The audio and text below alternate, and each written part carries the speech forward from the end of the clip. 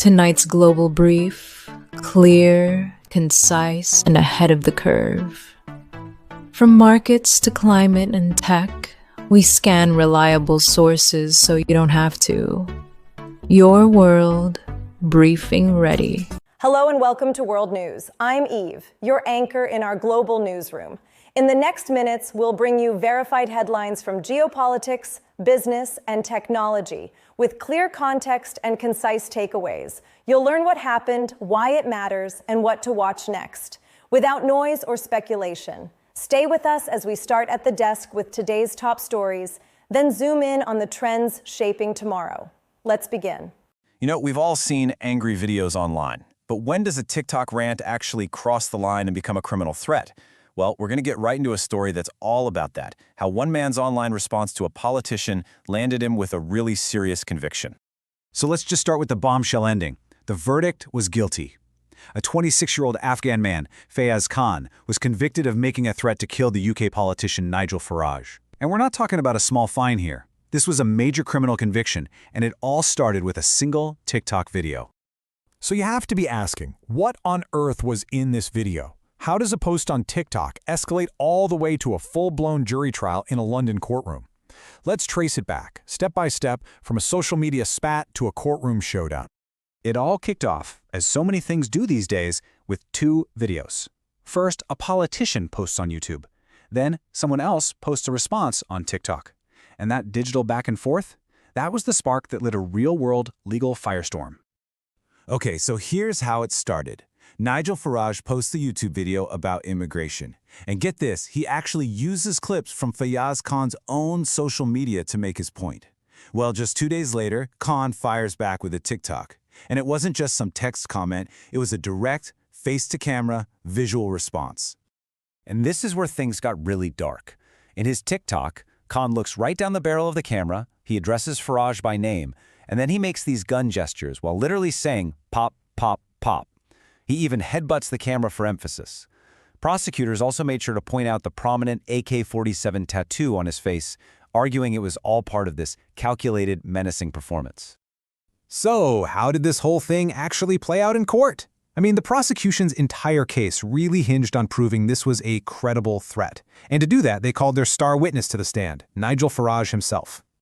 And when he was on the stand, Farage was very clear. He said, this wasn't just your typical online trolling. He told the jury, I was genuinely worried. You can hear the emphasis there. He was trying to make them understand that for him, this fear was very, very real.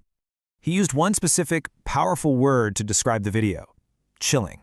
He explained that it was the combination of everything: the direct address, the threatening words, the gun gestures that made the threat feel so incredibly real to him.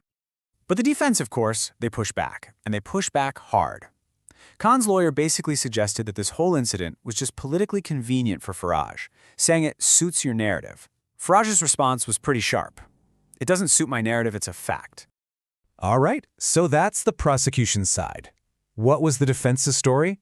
Well, they argued that everyone had it all wrong.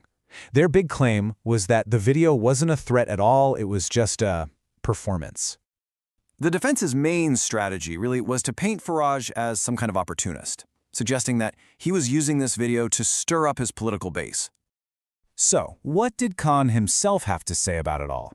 When he was questioned by police, he insisted it was all just an act. He claimed this threatening persona you see online, that's just a character he plays for his TikTok followers, not a reflection of who he really is. So the jury was left with two completely different versions of reality. On one hand, was this a chilling, genuine threat that left a public figure in fear for his life? Or, on the other hand, was it just an online performance, a character being played that was then exploited for political gain? They had to decide. And the jury's decision was pretty clear. By a majority vote of 10-2, they found Fayaz Khan guilty. They just didn't buy the playing a character defense. They believed his video was, in fact, a genuine threat to kill. And there's actually another layer to this whole thing. On top of the threat conviction, Khan was also facing sentencing for another charge, entering Britain illegally, which he had already pleaded guilty to before this trial even started. So now, Khan is awaiting sentencing for both of those convictions. And while his personal legal case is wrapping up, the questions it raises about what we say online, Well, those are just getting started. This case really forces us all to ask a tough question. In this wild world of online personas and edgy content, where do we draw the line between provocative speech and an actual criminal threat?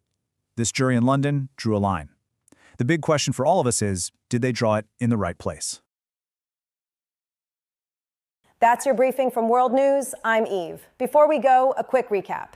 Key decisions in policy and markets, signals from tech and security, and the human angles behind the numbers. For more depth and verified updates, follow my channel World News Eve and enable notifications. We'll be back soon at this desk with clear facts and practical context you can use. Until then, stay informed and stay kind. Like my video, leave your comments, and help me bring news to everyone. From me to all of us, be happy.